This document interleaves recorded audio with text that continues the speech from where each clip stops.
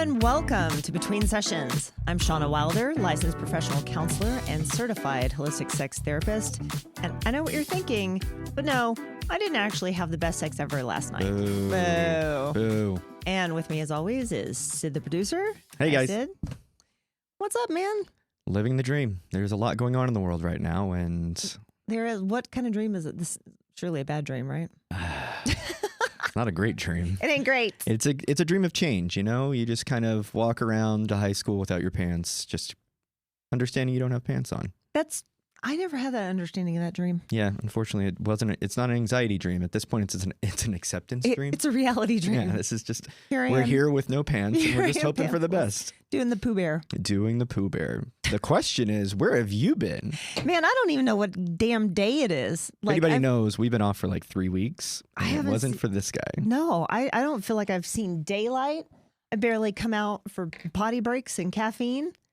The bear's been hibernating. The interval between Christmas, New Year's, Valentine's Day Mm-hmm. is like my tax season. Like everybody falls apart, and so I've just been swamped. Having to put it all back together. Yeah, Oof. it's a lot. That's a lot of responsibility.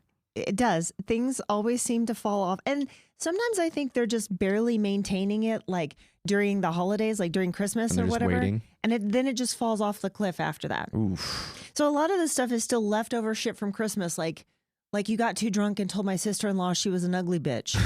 And that was a real one. We didn't address this. We have to go get professional help of why you called my sister an ugly bitch. Yeah. Yeah. Because the wife was like, I think he hates women. And he's like, I don't hate women. I hate that bitch, but I don't hate women. And that's not all women. I love you. Yeah.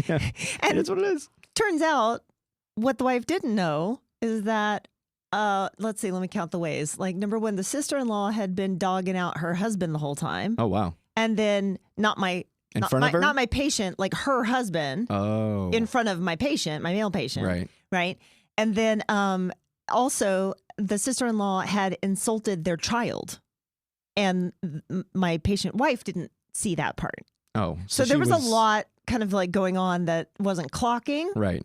Or that the wife was just like, well, that's just how she is. So she just thinks he's overreacting. And so the husband of the couple was like, well, that ain't okay with me. Hey, so that speaks a lot to them waiting for professional help to have that conversation. Exactly.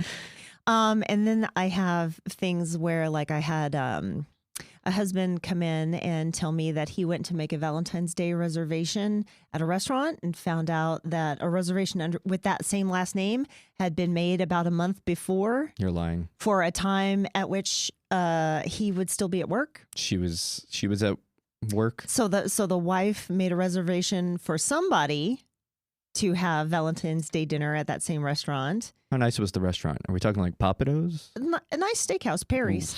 Yeah, nice place, right? That's a little expensive, yeah. So she'd made a reservation probably for the side piece in her at a time when the husband was still at work. And that's how we found out. So, I mean, I'm just saying, like Did she do the investigation? Like, did he like dig in and try to figure out like? No, he's been knowing. He's been knowing for a bit and trying to just kind of like figure out what he was going to do. Well, yeah. I'm curious to see how that turns for him. Congratulations to him. Yeah. Happy Valentine's Day, everyone. everyone. Valentine's Day, everybody.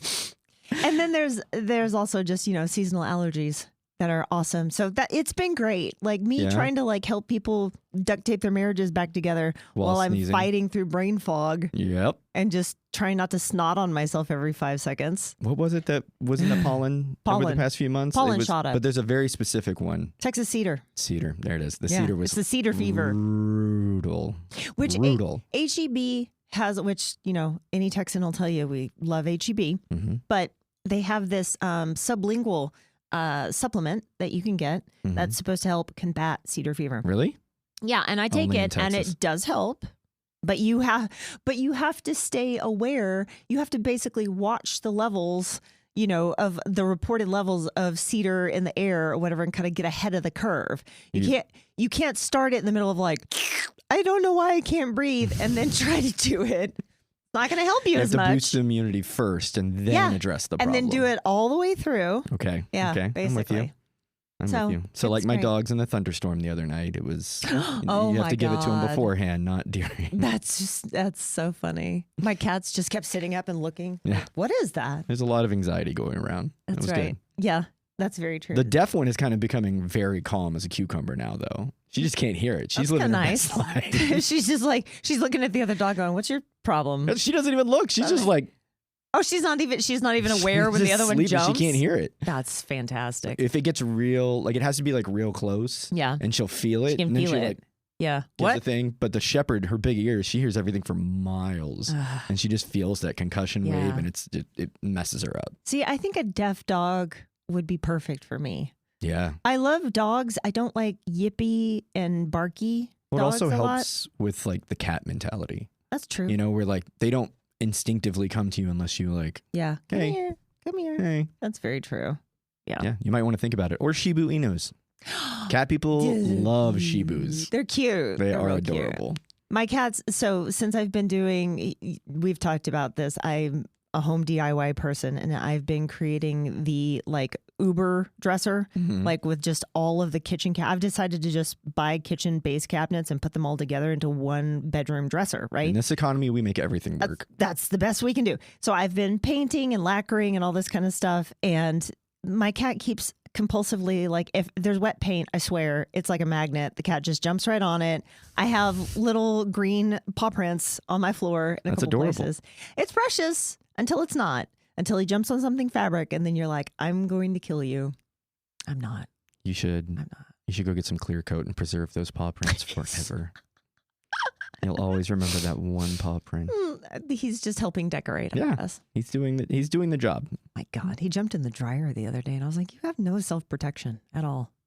Anyways. At least the door was still open. Okay, enough. Do we have a pet podcast? What are We doing? should.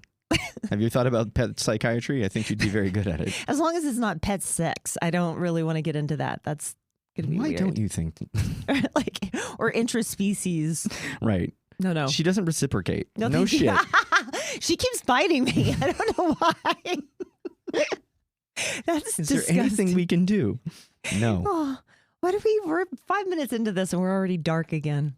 My God. It's dark times. Okay, let's get on to our first segment here. What do you got? All right. So today I've got an email Okay. and I'm going to read it. Okay. Again. I'm sorry. Which, by the way, I do not blame. Listen, I've been out. I've been absentee. I do not blame you people for not blowing up the hotline when I'm not putting out content. Like, I wouldn't want to get in line for a closed shop either. So I kind of understand.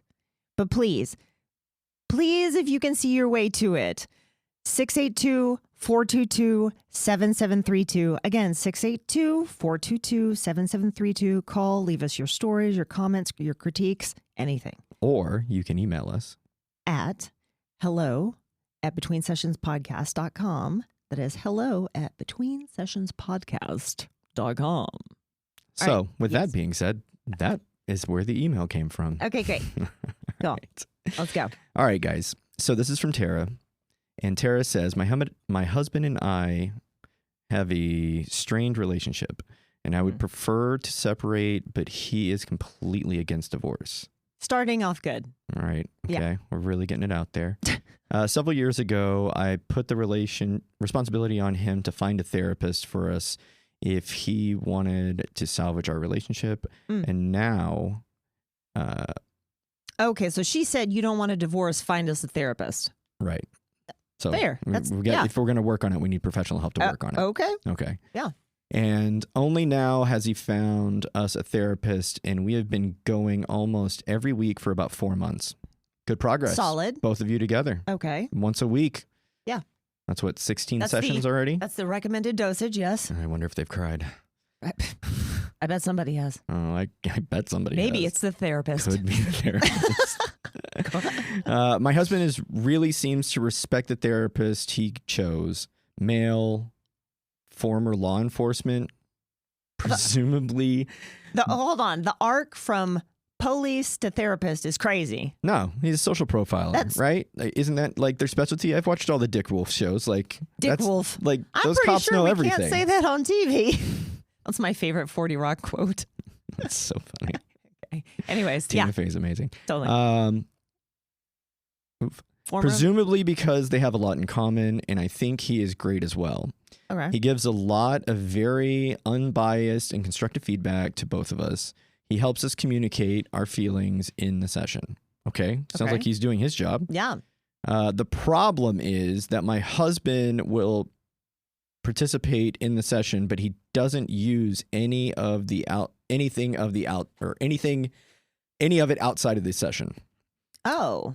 Okay. So application we're is just half the battle. sandbagging it here. Right. You're just letting the water build up until the next session. That would be a problem. Yeah. Especially, I'm sure she has questions after. Not even like the drive home. That's crazy. Silence, angry silence. He still doesn't communicate respectfully with me. Either he one. Still gets extremely defensive when I talk about my feelings or frustrations or overall. He just avoids talking to me. That's healthy. As for me, I can try to use the new tools when when he's talking to me, but I rarely will because she doesn't get talked to. That's right. So she's also losing the ability to put me in, coach, connect and improve herself because of this. So even if she could do something, he's not opening the door for her. She is doing something and she can't even practice. Well, that's what I'm saying though. Like she can't even practice the workout. Yeah. Awesome. So you're teaching you have a coach and you have a personal trainer for hockey, but you locked the skating rink every time you leave. That's great. Because if you're not there with the coach, you're not playing hockey. This guy sounds really cool. So good. Watch Heated Rivalry. It's amazing. Yeah. At our most recent session, our therapist gave us homework. I love and that. Setting aside time for one another each night after we put our kids to bed. Oh, very important. Kids. That's very interesting. Yes. Another not surprised point. Yeah. However, this week we only did that on one night. That means the other 6 days we didn't really talk to each other at all. That's not a good average. 1 and 6. What is a good average? 5 and 6? Well, 4 and 6? If he was saying every night, what's really good is every night. It's not a passing grade, that's for sure. But you're not doing your homework, bud. Yeah, right. You're scoring like a 20 out of 100. You're not doing it. Come on. And it makes me feel, I don't know, she didn't say the order, but it makes me feel like that one time of talking was like so skin crawlingly bad for him that he's like, nah, I'm not doing this again. I want to believe that he was so skin crawlingly good at it that he didn't feel like he needed it for the next 6 let's give him 6 days. You know, like he just crushed it. He was like, no point in talking about feelings anymore. I did it. Doesn't seem like she thinks so, but okay. She has questions. I'll let you run with that. We'll let Sydney be the optimist today. I am the optimist. That's a switch for him. So I'm defending the man. Shocking. Shocking. Especially the avoidant man. That is shocking for you. That is shocking for you. Okay, I'm defending the avoidant. That's not shocking. That's the man not part shocking. Is. Yes. Okay, we have a lot of Hello, my name conflicts. is Sydney, and I am an avoidant attachment style. I have an avoidant attachment style. Okay. I learned that I avoid a lot of things. We have a lot of scheduling conflicts because of my husband's work, but on his days off, he just sits and plays video games. So that's your problem. I'm going to go ahead and call it right now. Yeah, she's a PlayStation widow. Yeah, she is. People don't talk about that enough. Yep.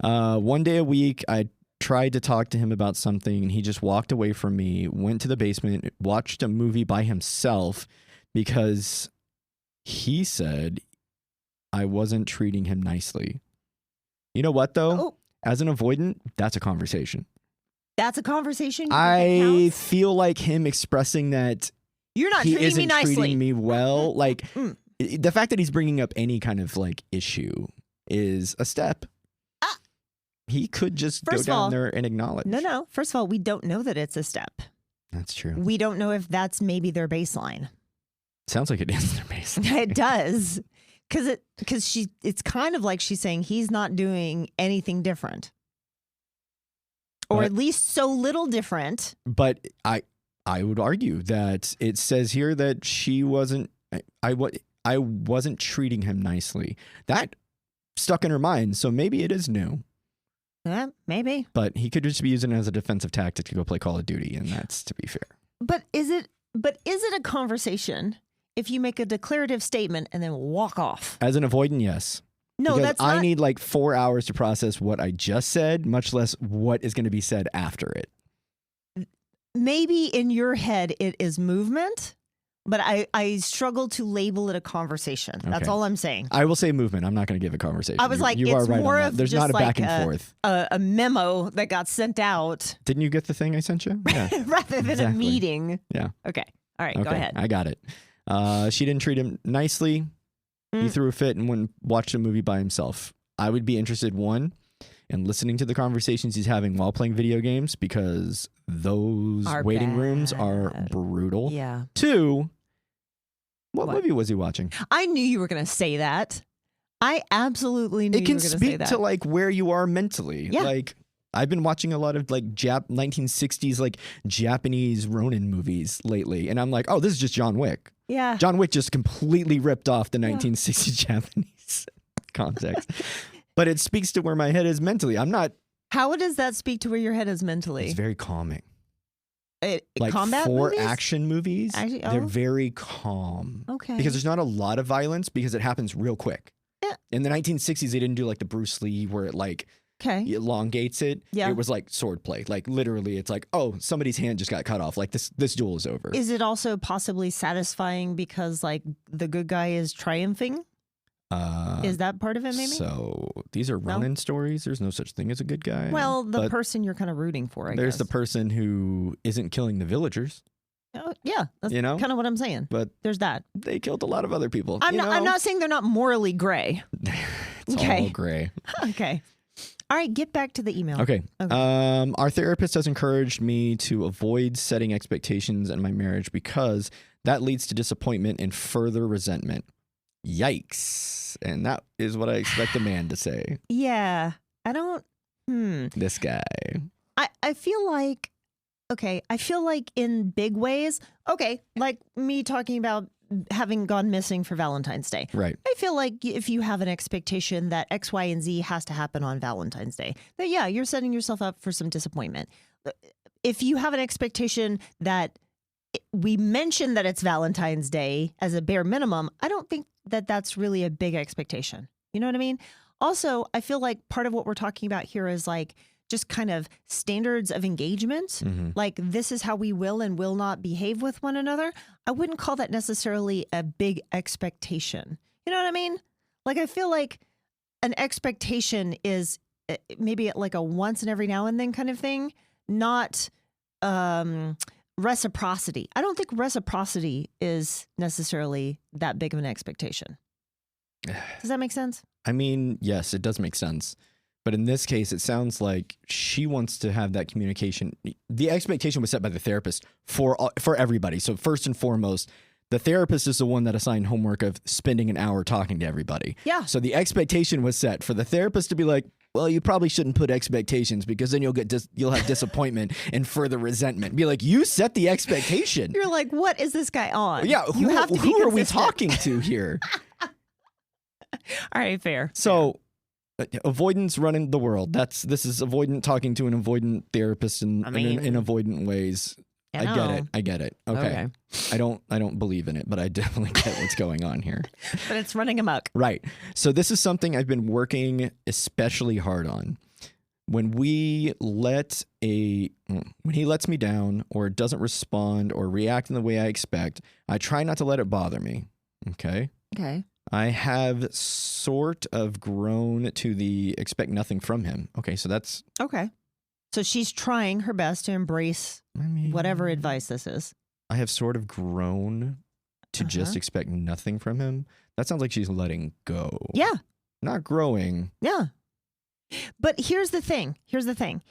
If you try to lower your expectations and then someone actually does something, okay, win-win, right? But if you try to lower your expectations and they still do nothing, everybody loses. All right, so we have 3 sentences left of this. Okay. Comment in the bottom if you think something positive comes out of those 3 sentences. What's your guess? Type it in the chat. Now we're talking it 3 times a day, like 3 times a week? Like, yeah. Let me know. I try not to let it bother me. I've sort of grown to expect nothing from him. But the problem is I feel like I have become more numb than ever. Right. Yeah. She started this off saying she wanted a divorce. I've been unhappy in my marriage for a long time, but trying to ignore the lack of effort feels like I've given up. Yeah. Right. There you go. See? Right. Yeah. You start to detach. Is this something that comes with time? Yeah. Complete disconnection comes from that in time. Yeah. Have you seen those 1950s marriages where the wife is just dousing caffeine and anxiety pills? I think what she's trying to ask is, would something catch fire for him at some point? Right? Like, is he going to put the wires together and start figuring out how to do the thing in therapy? Right. The question is he doing, how good is he doing in therapy? Like, because she's talking about giving him the praise of like, we're in therapy. We're working on it together. We're not working on anything outside of it. Is it so stellar in that hour? The feeling I'm getting off of this, and kind of to your point, maybe he's acting good. He's faking good in therapy. Right. He's nodding. Yes, I understand. And then there's nothing that carries over. So he's just doing lip service, basically, right about now. Okay. My advice, instead of asking, is he going to pick up the skills at some point in time? That's bad advice, I would say, because we don't know when that would be. Even if he does, I can't put a timeline on it. And you shouldn't put an expectation of that. Sydney. It's going to be... that part, I would say. Yeah, don't put an expectation that he will change or that it's going to happen. Like, you could for yourself inwardly say like, okay, I'm going to give this another 6 months. And then if I don't see anything, I'm going to file. Okay, that's kind of fine. I wouldn't say it to him, right? But knowing your boundaries with things, or your limitations, shall we say, with things, that's fine. My advice is this. If you're seeing the therapist, you like the therapist, call your husband out in therapy. Have the conversation there. Yes, tell the therapist, he sits here, he nods, he agrees, but he does nothing. I don't see progress. Any of these skills that we're talking about in this room stay in this room. They don't follow us home. So what's up with that? And then have the therapist dive in with him. Hey, what's going on? Is there something blocking that you can't utilize these skills? One of the things I say in therapy very often is there's always a gap between insight and implementation. We've gotten insight, but we're lacking the implementation. So what's the problem, right? And honestly, that's the bulk of therapy. Like, most people kind of know what they should be doing, or they kind of know the direction they want to go in. They just can't, and they can't figure out what's stopping them from getting there. That's the therapist's job. So to me, if you like the therapist, make the therapist do his job. Right. And not tell you to set your expectations. Right, exactly. Part of the problem with this, though, I'll just go ahead and say, I'm not trying to shit on the therapist. We definitely need more men as therapists, right? Regardless of... Do we? We do. No, we do. We honestly do. Especially for men. I mean, it was all developed by men, so... I understand. And they didn't do the best job. I'm not saying, like, carry old Freudian shit forward. I'm not saying that, but like... How is your relationship with your mom? Your mother. Have you seen that girl on TikTok who does the cunty Freud? No. Oh, I have to send it to you. It's so funny. She has this like crocheted beard and she's like, hello, it's Conti Freud. I'm here again. And it gives the best. It's just hilarious. Anyways, sorry, focus. We are Jungians in this facility. We are not Freudian. Oh my God. So here's the thing. Yes, I think that we do need more male therapists, but I think part of the problem is that when you are in a relationship where everything feels so bad, and then you go into the therapy room and it feels good, it's kind of like the avoidant thing where it's like, I don't want to wreck the calm. Right? For sure. So you don't want to, like, the therapy is nice and he seems amenable and he sounds like he's listening. So I don't really want to kneecap him and make it to where he doesn't. But you can't have that attitude. You can't be too precious with this. You have to call it out and say, like, and you don't have to be mean. You can just say, like, I don't understand. And maybe we should explore that. I understand, like, from a male perspective, especially having done relationship therapy in certain ways. I understand, like, fawning. I understand kind of trying to keep the peace, and I understand not wanting to speak up in fear of being ganged up on. Yeah. Right? Like, I understand that. It totally makes sense to me. Sure. That's But probably not what's happening here. But probably not what's happening. I do here. understand where the hesitation would come from speaking up about this. But honestly, she's been very articulate in this email. Like, I feel like she has said this before. Yeah. She's put a lot of thought into this. Yeah. Also, he could be one of those people that any way that she tries to phrase something is not good enough. Any way that she tries to think it through, that to be nice, to be curious, to be this, to be that, it always hits him and he becomes defensive and critical. Mm-hmm. That's a thing. Yeah. Right? So there may be no way to actually address this on their own, especially if he won't talk to her. But if he is actually reporting for therapy, putting his ass on the couch, use that time and align with the therapist to say, like, I love everything that we're doing in here. I don't see that it has legs outside of here. And we need to figure out why. You could also take advantage of that situation if you can financially afford it, of going twice a week instead of once a week. If he won't give you the more time that you need to build, or feel like you need to build that relationship, you could always ask for more time with the therapist. You could also just suggest that he speak to the therapist one-on-one. True that. Because maybe he doesn't really understand the disconnect. And if you're out of the room, he can, freely explore what's going on with the therapist in a way that he would feel pressured or judged if she's sitting there. True. True. So there's many different ways to skin this cat, but it all kind of like goes back to get back in the room with the therapist and see what can be done. Keep working. It works. Yeah. Yeah. Keep working it. All right, great. Cool. Okay. Now, your favorite segment.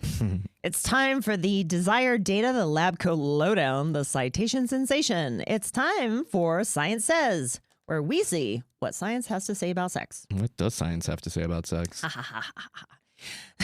So this one's interesting to me. I think you'll like this one. Okay. So where do you think orgasm comes from? Is it just from the genitals? Does it come from the brain? Does it come from... I figure it's a chemical drop. You think so? Yeah. Pituitary drop, right? Where do you think the chemicals are? Haven't thought about this before, huh? No, not really. Not really. Most people haven't. I assume it's the same place as you get your adrenochrome. Yeah, the adrenochrome. Yeah, exactly. Adrenochrome. From small children, we grind them up. Yeah. Sure. Okay. I'm just going to put that one to the side. A groundbreaking 2025 study published in Nature Communications has challenged the long-held belief that the brain is the sole command center for male sexual response. Now, keep in mind, this is just males. Okay. Okay, we're only studying males. So, all right, naughty boy. To be fair, we only To study naughty male. boy. Back to Conti Freud again. Yes. Researchers at the Champlenaud Foundation discovered that a specific group of neurons in the spinal cord, those are galanin expressing or gal plus neurons, play a far more active and decisive role in male orgasm. These neurons don't just relay messages from the brain, they integrate sensory input, respond to the body's arousal state, and even seem to somehow know if ejaculation has recently occurred, contributing to the refractory period. That old bugaboo of male so your sexuality. body knows. Yeah, Cool. but not just the brain. That there's a different, basically like remote response center away from the brain. So like a third that party. is, kind of operating. like tracking all of this, Right. right? It's kind of like Amazon with logistics. It's got a third Right. party. We got a third party out there. Yeah, before we deliver the package. Haha. Okay. This discovery opens up exciting new avenues for understanding and potentially treating sexual dysfunctions like premature or delayed ejaculation, or by focusing on these specific spinal circuits. Interesting. I know, right? It also makes me curious about people who have had spinal cord injuries, who can still have ejaculation. It kind of And like, it kind of all checks out. yeah, right? Like together. Amazing. Like how are they figuring that out? That's Yeah. good. This discovery of the spinal cord's role in ejaculation could lead to new, more targeted treatments for sexual dysfunction in males. So there's some good news. So Science hasn't abandoned you. we don't have to pull the science never abandoned me. I know. Me, on the other hand. I'm yeah. in America. Everything was made for me. Yeah. Speaking of, So Yeah. heart failure, we can the heart guys might be able Yeah. to get a better Get it pill going soon. again. Great. Exactly. That's all we need is more 60-year-olds able to. Watch them come out with like a spinal cord injection kind of thing. One time. Right. One time use. One time use. Can't figure out periods, but one time use, you can get hard-ons to your 95. This weekend, one of my kids, I don't remember which one, started saying something about male birth control. And they said something like, I wish they had male birth control. And Eric goes, they do. I'm like, screams. And he goes, it's just very final.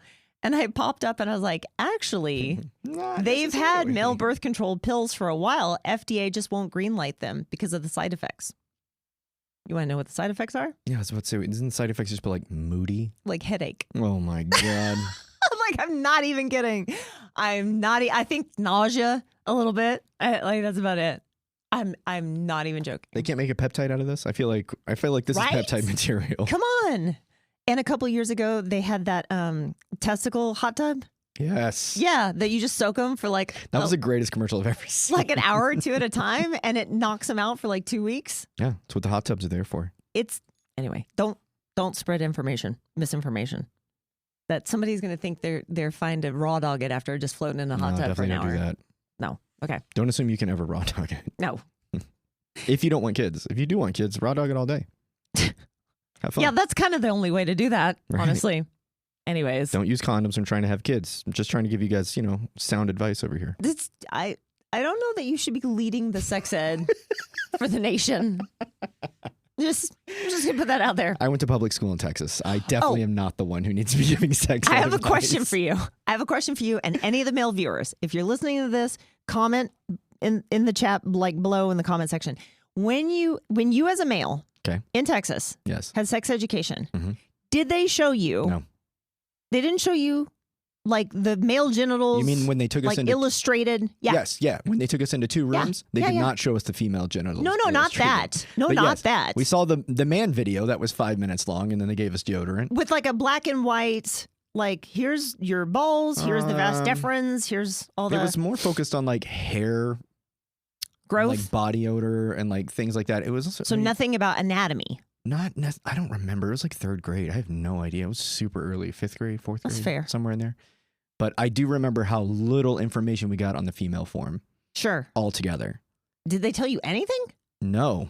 Not really. I mean, they might have shown like pubic hair Maybe you've heard where of it grows these on women. Oh. Like the illustrations of like the armpit and the crotch. And then the male side has like armpit, crotch, and chest hair. Kind of back hair. Right. Yeah. They're like, you may have heard of these things called women. But yeah, everybody's like, oh, men don't know where the clitoris is. Be like, yeah, nobody told you where the clitoris was, to be fair. And to be fair, that's what made me ask this question, because I was thinking, how crazy would it be if your information about sexuality like left off the head of the penis? Yeah. Like they just deleted it from the diagram. Yeah. Because that's basically what little girls learning about female anatomy is. The clitoris is nowhere on there. Really? And yeah, absolutely not. I need to go back and watch this video. They also don't really show the exterior. They just show like the black and white, of the uterus and the fallopian tubes and all that kind of stuff. Which, by the way, did not know this until very recently. The fallopian tubes are not in a T. They sit right next to them. Oh, no. Yeah. It's just wadded up in a weird... Just an illustration. Yeah. It's an illustration of basically how they would fish it out of a cadaver and lay it out. God. Like, if you think about it. But, right? I am not the dark one this episode, just so we're all on the same page. It is not me this time. What's up next? Next, we have Mary that has left a message, and we're going to play the message for you guys. Okay, cool. So my best friend has recently started dating a married man, a man who's still legally married. He's been separated from his wife for at least 6 months, but because I'm a total stalker, I looked him up in public court records, and he hasn't even filed for divorce yet. Yikes. I'm not sure how serious they are, but it seems to be extremely common in all my circles to date people who are still legally married. And even if they aren't serious now, what if it becomes serious and he's still married? Personally, if I know for sure someone is actually divorced, they've at least filed, I think a casual thing is fine. But I think it's a really bad idea to seriously date someone who's still legally married. They are still tied to each other in so many ways, and it would just feel bad to me. What are your thoughts on this? Okay. Thank you. Bye. Oh, bless her. She's so cute. Thank you for the thank you. Thank you. Oh my God. Yeah. Don't date married men. I'm just going to blanket statement. If they're still married, don't date them, because that means if you do end up getting in serious relationship with them and you're married, you still can't trust them. I mean, she did basically call it out, right? Is that is the pitfall that you may start off casual, but then what happens if you're not? Mm-hmm. Yeah. Oh man. Yeah, that's a mess. And she's saying that it's like really common in her friend group that like a lot of people are doing this. They could be young. It's expensive to get divorced. Yeah. I don't care. Well, so is dating. Dating is save more your expensive, money. arguably. Well, Yeah. I guess it's an upfront cost. Which gets you laid. So, somebody's going to throw their money probably towards that than divorce. True. Like if they, especially if they are actually separated, then it's like, well, They're not living at the house. It's fine. Why follow through with the whole thing? I'm fine now, basically. Right. Ugh. Blech. I mean, how long? I want to know how long it usually takes for like the average couple to divorce. Like from the conversation of divorce till the actual paperwork. Because if I can remember, the only divorce I really know that impacted me was like my parents, and they got divorced when I was 7, or they separated when I was 7. I don't know when they got divorced. I assume it was pretty quickly. So mine, I can tell you mine. Okay. Mine was from December 25th, 2019. Is when you said you wanted a divorce. Until October 15th, I think, of 2020. So it's like 10 months. Yeah. And that was during COVID.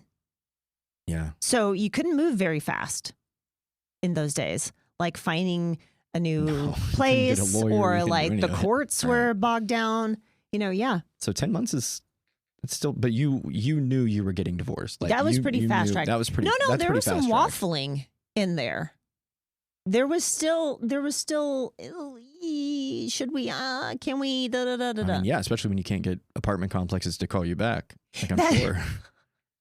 Yeah, but that shouldn't have been the reason. That was sometimes his reason. That's pretty quick. Yeah. I know people that sit on it for years. Because I mean, I know. Isn't it like $3,000 to get divorced? Like it's something crazy. I paid $151 for mine. We split it down the middle. Oh yeah, you guys had a very amicable relationship. Yeah, it was like deuces, bye. Yeah. I chewed my arm off to get out of the trap, so it was like that, pretty easy. Well, then that's not too bad. Why are we dragging our feet on this? Especially if you're not living together. Because people are emotional about it, and then they take it out in the courts. I even have like a book on tap for how to divorce a narcissist, because that's who will largely draw these things out. Is people. They're not going to make it easier for you. Yeah. They just want to hurt the other person, so they draw it out for forever and they make it expensive. It's gross. That's crazy. It's really gross. I knew of a couple one time. I had them in therapy, and then later just her, where the court had to issue a decision in absence of him signing and agreeing, because he had been evading it for so long. Yeah. And so they just like forced it. So the court's like, you win. If he wants to contest this or appeal it, he's going to have to go to court to appeal it. Basically, yeah. Wow. Yep, exactly. And nobody thought about appealing it. He did. He came back and he threatened to afterwards. Yeah. But then he just never actually did it. Not surprising at all. Yeah. That is some textbook narcissism. You want to know what else I remember from that client? There was a point where we did a session about how angry she was that he paid into Elon Musk's Kickstarter campaign and was going to get a flamethrower out of it. Flamethrower. Remember that? That was like $2,000, by the way. Yeah. That was not cheap. That's what she was mad about. Like the Kickstarter was like $2,000, you get a flamethrower. And I don't think he ever did. He probably did. I mean, they did get their flamethrowers, but it's like they don't really work. I don't remember. I just remember the session. We spent a session. I saw one for $1,000 on Marketplace. Oh my God. God. I was like, oh. Is it like signed? Like, does it look even like cool? No, it's the same thing. Is it's like they have like Tesla key chains and all the others. It's all the same. Like it's just branded. Does it have like Tesla branding on the side of the flamethrower? That's weird. It is weird. I want to see a video where someone takes one of those Tesla flamethrowers and hits a Tesla truck with it. And then how well does it stand up to the Tesla flamethrower? Now that'd be good YouTube right there. They couldn't protect the car from a baseball. I know. They're gonna. No, I don't. But I'd watch it. I'd watch I do believe Tesla eat itself. I'd watch that. I do believe those Cybertrucks are made with adhesive. Like they use a lot of adhesive on it. So it's like if you hit that with a flamethrower, the side panel would fall off. Yeah. It'd be great. Wow. Great. Now it's time for the vibe check. This is where Sid and I review sexual and mental wellness items and ask, does it do the thing? Does it do the thing? Does it do the thing? Sydney, today I have one of our favorites. This one I actually did. I have participated in, just so everybody knows. This is not... It's not. I've suggested it a few times actually now too. It's not as sensational, but it's one of my absolute favorite books to recommend. Today we have Come As You Are by Emily Nagoski. So you've actually read this book. Dr. Nagoski. Sorry, excuse me. If I went to school that long, I would not. Because it's Emily Nagoski, PhD. So it's not like Dr. Nagoski. You know what I mean? Like they don't write it out like that. So I don't think about PhD. It's not fair. I'm not much school. I'm doing it. I'm not trying to be shady. So what do you think about the book? You've read it. You recommend it to people. So since we were on the subject of sex education, yes, in the Bible Belt, also not being taught really. I mean, health class taught some. But I mean, whatever. Little. There's a lot of things that you don't learn, and that book will open up your mind about a lot of things inside interpersonal relationships. Absolutely. Not just sex, but it helps you understand accelerators and brake pedals and all the things. The dual control model that she discovered through her reason. Well, I don't remember if it was just she illustrated it really well. She definitely bulked up the research. Emily is very nerdy in a wonderful way. The book, though, is very, very readable. At the end of every chapter, she does a TLDR. Not kidding. So you have little takeaways for each chapter, which is great. But the dual control model is the concept that everyone, men and women both, have sexual brakes and sexual accelerators when it comes to desire. We used to just think that people just had an accelerator. So if somebody didn't feel like having sex, we just had to kind of locate that accelerator and mash on it.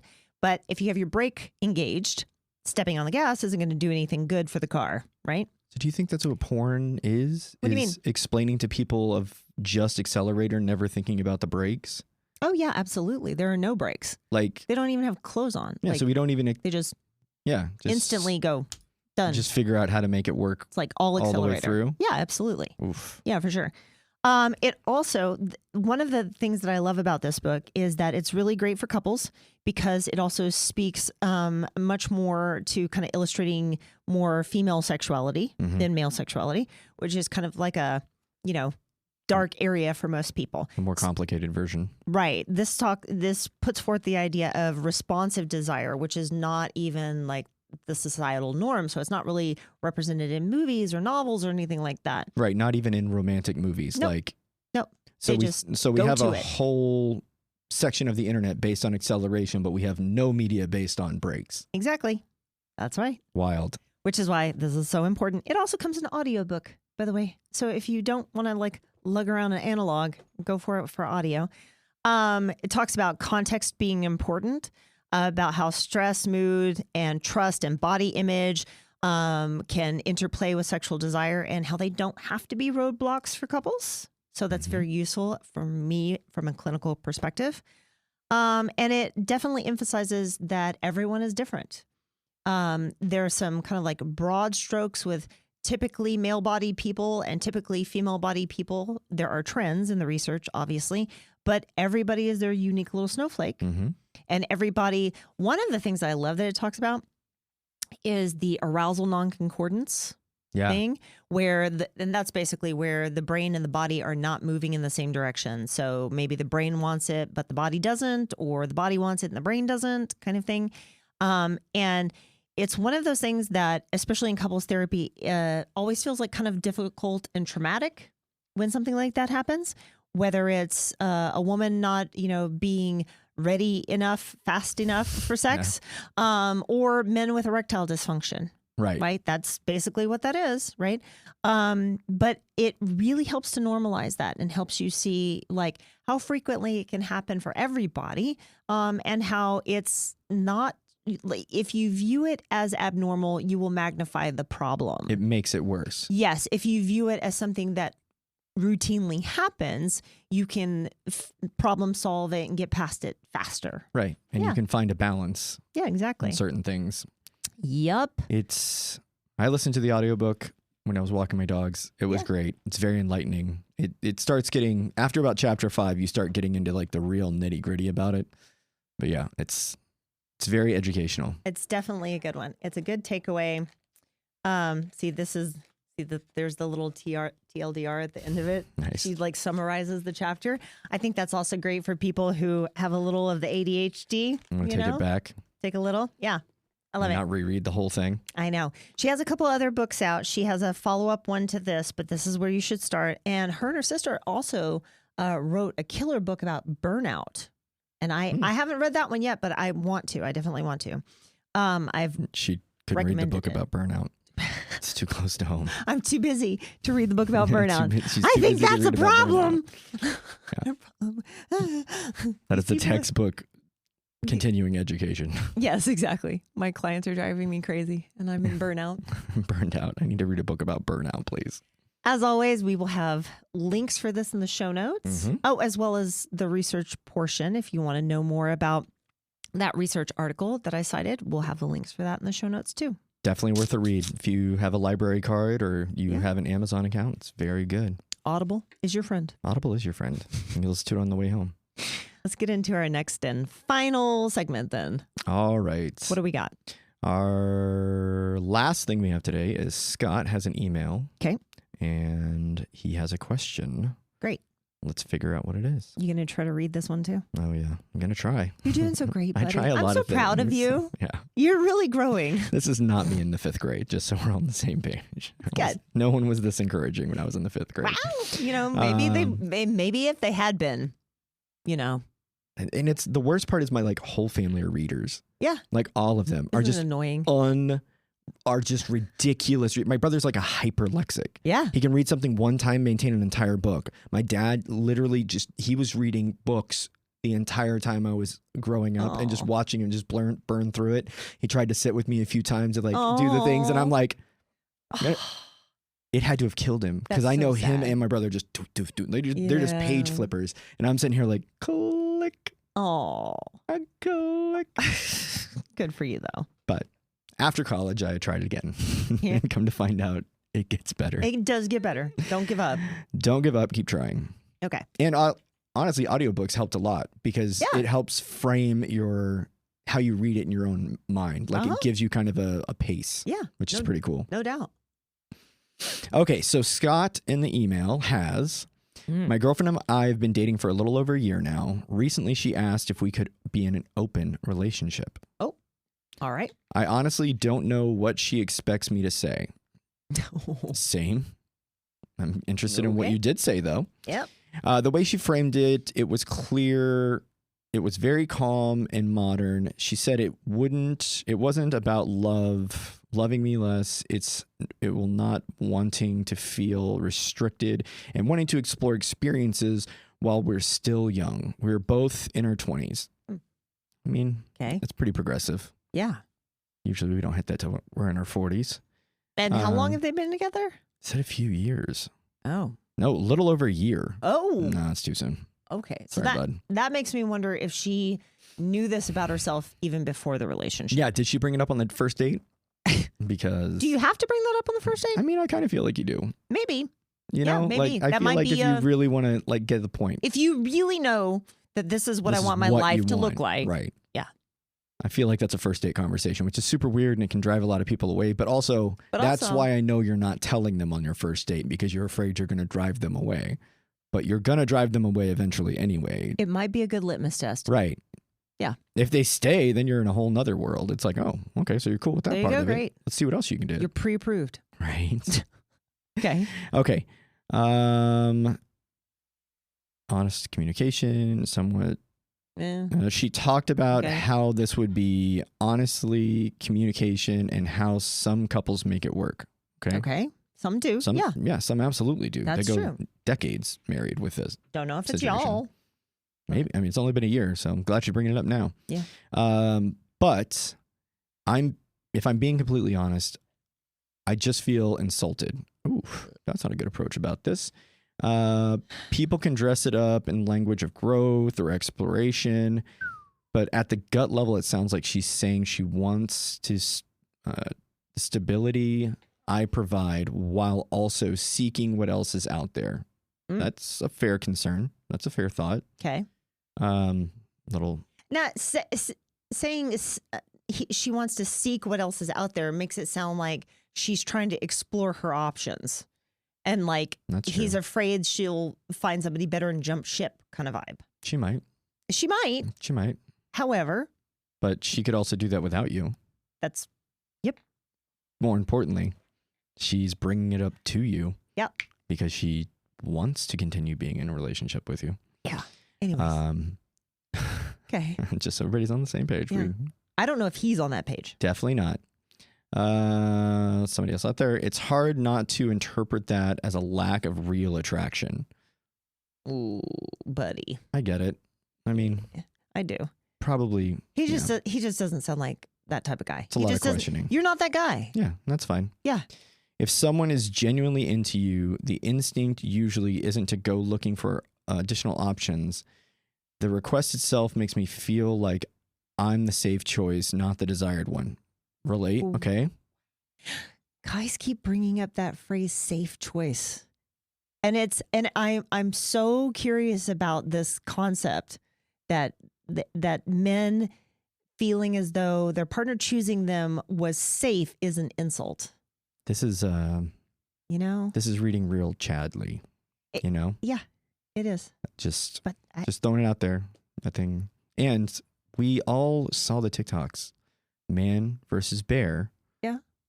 Safe is not the word that they're using to describe being in a relationship with a man or living with a man. That's true. However, if a woman does choose a man, hopefully that means she thinks that he's safe. But men read that as a negative. Right. And this is a very hard concept to bring up to somebody. Yeah.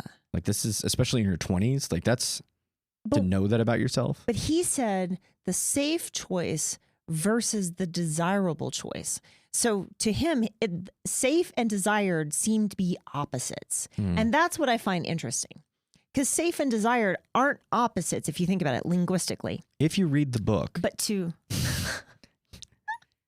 if you read the book, Come As You Are. Yeah. It will show you that those two things are not mutually exclusive. Not opposites. And the level of safety is required for women to often feel sexual. Right. At least in some part. At least the orgasm, at the very least. But again, it's like this concept that they want women to desire them in a way that makes the woman feel unsafe. Seems to be, you know what I mean? The concept here. That's what I keep kind of like hearing is they want a woman who wants them so bad that they bash their safety away. So that I'm willing to risk it for this dick right here. Right. I'll jump off the boat into the ocean for that dick. Yes. Yeah. Wild. Anyway, sorry. Off topic. It's a lot of ego. Yeah. She said I could take my time to think about it. So if you could give me some advice here, that would be great. Brother, my advice is you're not that guy. That's basically it. Like you're just not that guy. You have a monogamy mindset. Mm-hmm. It feels insulting to you. I don't think it's going to get better. No matter how much she talks about it. It is not insulting to her.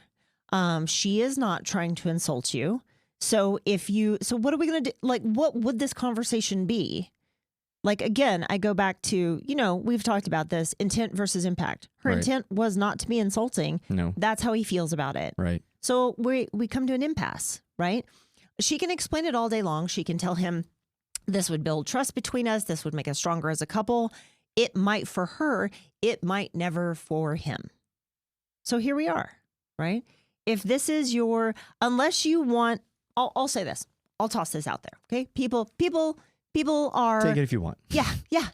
They will surprise you all day long. So if you want to try to surprise yourself, you can try to read about it. You can try to, there's tons of great books out there on polyamory or open relationships, E&M, whatever you want to call it. Right. You can try to find testimonials from people. You can try to hear success stories. You can find them. Reddit, you can find them. Facebook, whatever. I don't know.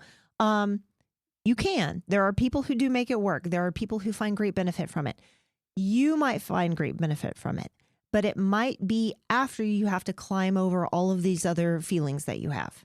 And I'm not going to say it's just ego, because that's kind of rude, right?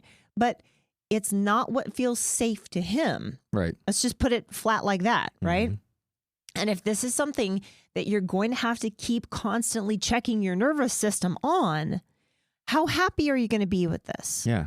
So to me, I think this is where we kind of say, hey, it's been nice, but I don't think our values align. I don't see how I would maintain that unless you want to try. Because that's the question really is, she's not asking permission to do it. She's wanting them to do it together. Right. Yeah. She's asking if you would be that person for her. Yeah. And you might or you might not, right? Yep. But it sounds like she's not saying this to go back to where they were before. Yeah. She's not interested in being in a closed relationship with him. With you. Yep. Exactly. And if that's the hard truth, that's what you're really focusing on. Right. And this goes back to something that I've said in other episodes, is where men don't have to just be endlessly flexible sexually. You can have boundaries. You can have emotional needs. This is a man talking about his emotional needs. Now, in kind of a convoluted way, I grant you, by saying, I feel it, this is insulting, but yeah, this is what he's saying. Like, he's saying emotionally, this does not align with what I want to experience with a partner. Great, dude. Great. Honor that for yourself. If it ain't for you, it ain't for you. It's for a lot of other people. It don't have to be you. It doesn't. No. Just because people have this idea that men are supposed to want all the sex in the world, men are supposed to be as freaky as possible, blah, blah, blah, blah, blah. Not every dude is. Nope. And that's fine. That's fine. So be you. Pass on this one. It's kind of a tragedy, I guess, that your girlfriend of like a year or something has decided that she wants to do this and this is where we part ways. But tragedies happen all the time. Yeah. You can let go. You can move on, whatever. You're in your 20s. Yeah, exactly. You're young. You'll find someone. It'll be fine. You will also probably find a lot of people who want to maintain monogamy with you. There's a ton of them out there. You will also potentially find a lot of people who will tell you that they want to maintain monogamy with you and fucking won't. And that's sad. And I'm sorry for that. But there's a lot more people who are into monogamy than really E&M or poly. So your odds are good, dude. Take it on the chin and move on. Just be honest with yourself if you're looking for a long-term or short-term relationship. It's just all about what you want and what you need. She's being honest and open with you and expressing how she feels. But that being said, the genie's out of the bottle. Yeah. And you can't put the cork back on. And you can thank her for that honesty. Right. And say, that's led me to a point of clarity about us.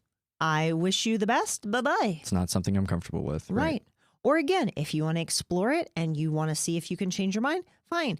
Just be honest with yourself. Don't force it. You shouldn't have to feel like you have to accept something to stay with someone simply because they decided it for you. Also, opening a marriage is consensual between two people. So it's also about constant consent. Mm-hmm. It's not just a one-time thing. Not a one-time thing. You can always it's like sunscreen. Retract. Right. You got to be putting it on all the time. Yeah.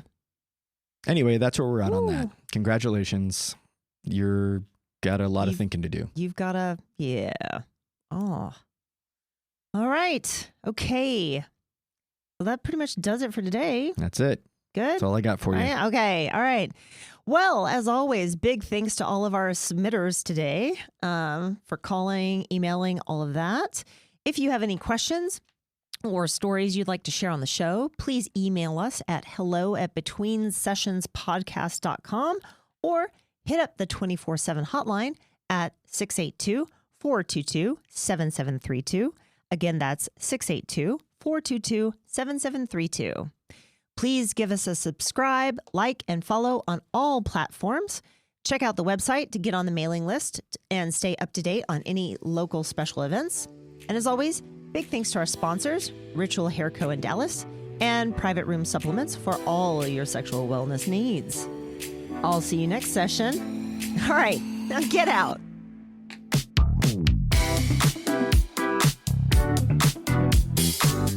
Bye.